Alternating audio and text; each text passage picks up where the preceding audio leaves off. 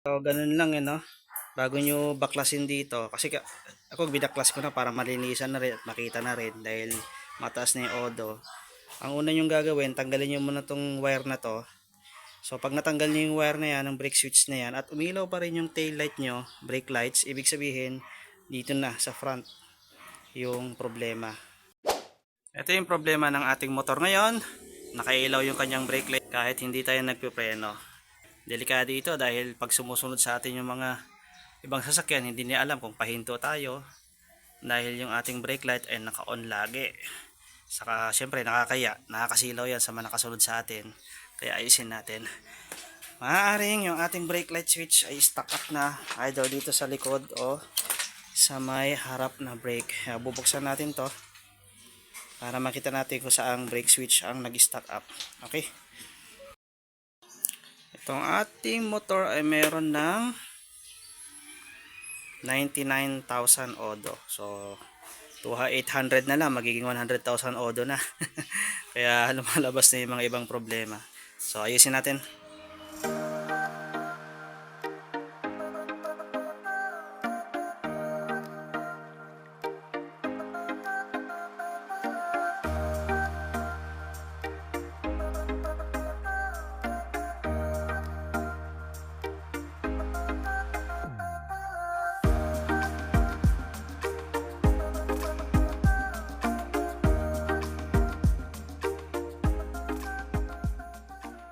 Tanggalin ko tong brake lever sa likod para makita natin yung loob, masilip natin.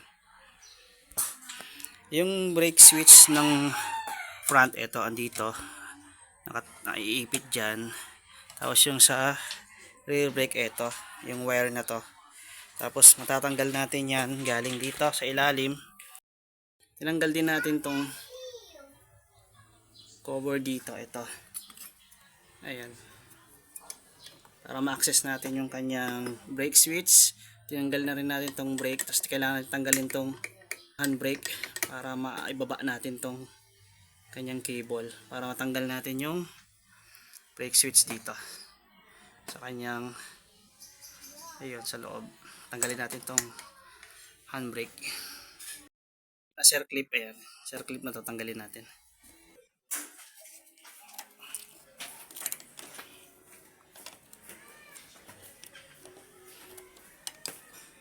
Spring, ayan,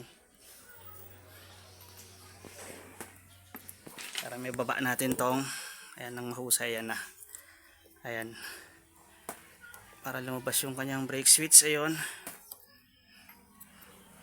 kailangan mo natin tong i-disconnect para maitulak natin tong wire papasok doon. Tanggalin natin itong disconnect na itong brake switch wire. Meron kasi itong nakatap dito na accessory wire para sa ating, ayan, MDL.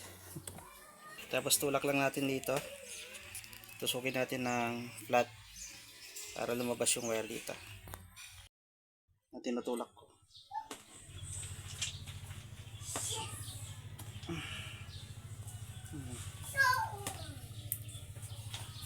Para matanggal.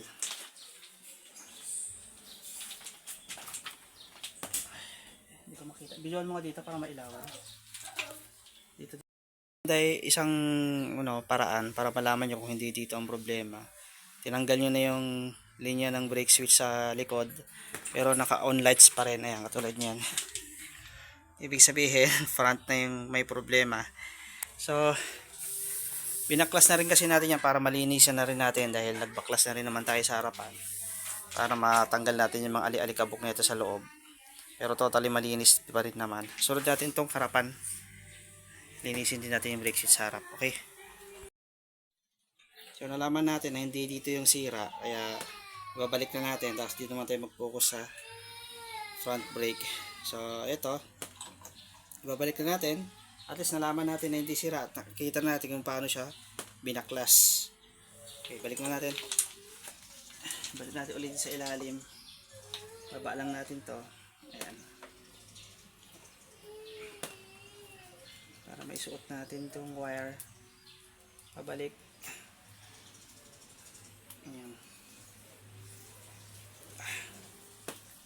Baba mo na, hindi ko makita. Ilawan mo. Yan.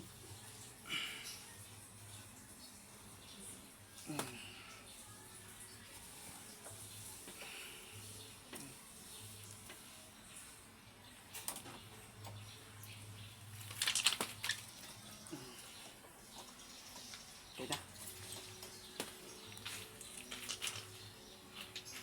Ngayon, para ma-access natin yung brake switch dito, tatanggalin natin itong kanyang brake lever sa ibabaw. Ayan. Pwede rin naman dito, pas baba natin, pero mas maganda ito na lang brake lever para makita rin natin yung adjustan. Pwede natin itulak kasi pagka inaano natin, tinutulak, nag-off yung brake switch dito. Ayan. Ayan.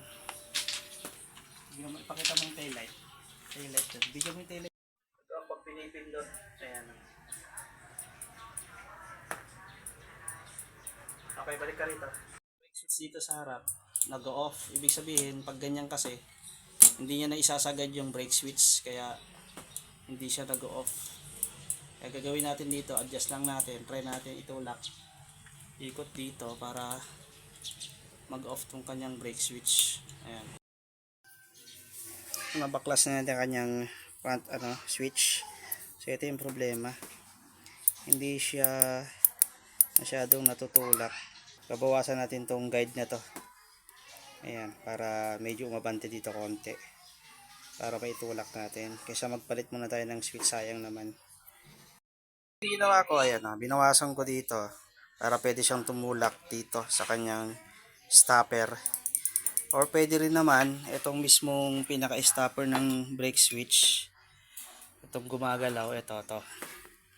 Itong nagtutulak na to sa brake switch. Yan, pwede rin lagyan dito na dikitan ng plastic para kumapal at paitulak niya ng mahusay yung brake switch na to. Pero ang gagawin ko, ito na lang para may adjust. Okay, balik na natin dito. Ayan, ay balik na natin. Testingin na natin kung mamamatay na yung kanyang brake lights.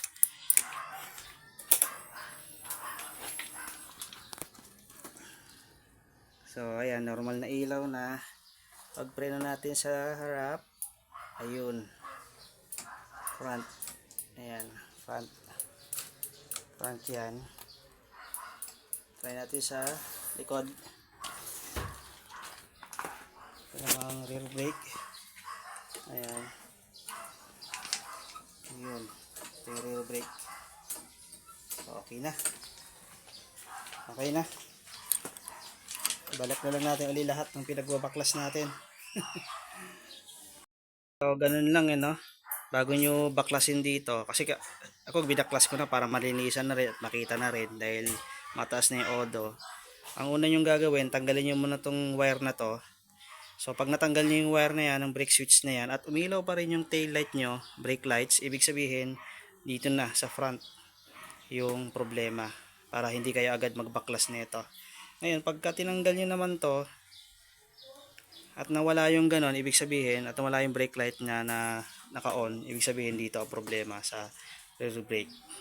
Okay, so mas mapapadali kayo. Okay, so balik na lang natin lahat.